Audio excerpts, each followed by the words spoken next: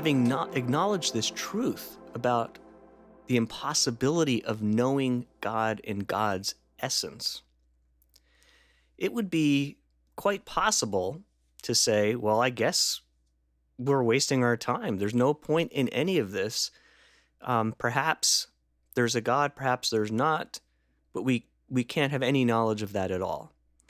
And of course, that's not what Christian theology says. So how does Christian theology say we can have some meaningful human understanding, develop some human meaningful understanding, and some meaningful human knowledge about God? And so let's talk a little bit about the ways of Christian theology and the sources of Christian theology. And I'm focusing on Christian theology here because I am a Christian theologian. And I think probably many of the folks participating in this learning community are would identify as Christians in some kind of Christian context. But if you are in a Jewish context or Islamic context or a different religious context, I think probably a lot of this language would also map onto ways of doing theology in those communities as well, perhaps with some differences. But two broad approaches. And what I'm going to give here are some broad themes and approaches. All of these, there are huge, vast rivers of literature on all of this, and you certainly could nuance all of it and debate it. But I think that these are useful and correct basic characterizations. So ways of theology, and we can talk about cataphatic and apophatic theology. So those fancy words really mean apophatic, a way of negation, cataphatic, a way of affirmation. So apophatic, a way of negation. We cannot say what God is, but we can say what God is not. So we can say, for example, that God is not the author of evil. To say that God is not the author of evil is a negation, but in its negation, it does imply something affirmative about God. So we can make negations. Now, there have been some theologians in the history of Christian thought who have been primarily, or even in some cases exclusively, apophatic. In other words, it's bordering on blasphemous to try and say anything affirmative about God. All we can say is negative. I think the broader stream of Christian thought includes both the cataphatic and the apophatic, both the negation and the affirmation. So if apophatically we say God is not the author of evil, then cataphatically we might say God is perfectly good, and we are saying something affirmative. Now the question is, what does that affirmative speech mean? What is the role of that affirmative speech? What kind of declaration is that? If it's true that God in his essence is unknowable, and if that is a function of what we, cataphatically and or apophatically might say about God, in particular, we'll get into this next week, but when we think about God in creation, we say God is completely transcendent. God is not a part of creation. God is other. God is unique, utterly unique. That's why we say we can't know God in his essence.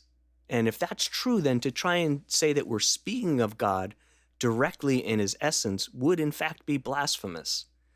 We would be creating an idol. We would be saying something that is a human statement that we are making into God rather than God's self.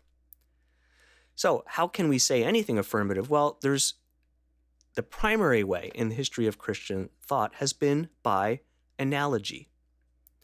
So we can say not exactly what God is, but we can say what God is like using human speech, and that human speech is analogical. So when we say God is perfectly good, we as a human being will have some conception within our human speech for what that word good signifies. I mean, take a moment for yourself and just think about it. When you say the word, think the word good, what do you think of? What comes to mind? Now, I'm guessing for many of you, I can say for me, I might think of a really delicious, carefully prepared meal. I might think of a relaxing walk in the woods. I might think of sitting with my wife and watching a movie that we were both enjoying together. I might think of a hug from a young child, right? All these sorts of things that express love and unity and warmth and affirmation, things like that. So all of those things, analogically, are part of what we might mean when we say God is good. And that's meaningful.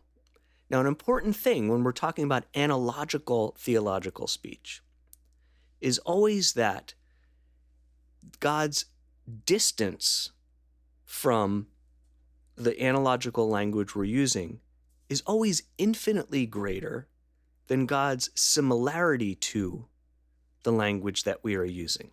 God's distance from the language we're using is always infinitely greater than God's similarity to the language we're using. And what do we mean by that? Well, if I say God is good, and I've described a bunch of things that this term good might signify analogically of God.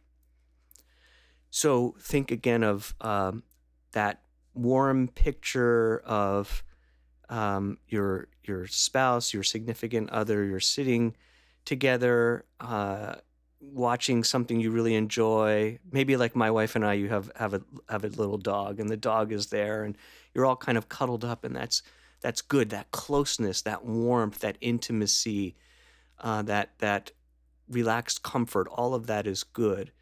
And so part of that is what God is like. But God is infinitely more than that. So it is meaningful to say God is like that, but God's distance from it, and his distance in terms of being even more. He's even better than that, and so far better than that, that we couldn't even express how good God really is. That's what we mean by saying that God's distance is infinitely greater than his similitude and than his similarity. So apophatically, traditionally, analogy has been the primary way of speaking affirmatively about God. There is also a piece of the tradition that talks about univocity, or speaking of God more univocally. And this is a really arcane dispute. I don't want to get into it too much. It arises most clearly in the late Middle Ages, and the nature of it is debated today among theologians. If you read by any chance, the End of the Law book, in my chapter on method in theology and science, and in the opening chapter, I talk about this debate. But let me just say this. Even the theologians who think that it is not just analogy, but we can speak of God more directly, univocally, are still not saying, I think, if they're being true really to this tradition, and certainly the theologians like John Duns Scotus, who really first most directly expressed all this, we're not saying that we could know God in God's essence. It really is a much more subtle question of the way human language works and what human language describes and the way the human mind works. As you can see from this, I'm very much more drawn to kind of the analogy side of this. I think that is the proper way to discuss speaking directly about God, but without getting too mixed up in those pieces. We have negation, we have affirmation. When we have affirmation, however we conceive of it, we are not capturing God's essence. We don't own God, we don't capture God, we don't contain God. We are saying things in human terms that in some way approximate God, who is always infinitely beyond.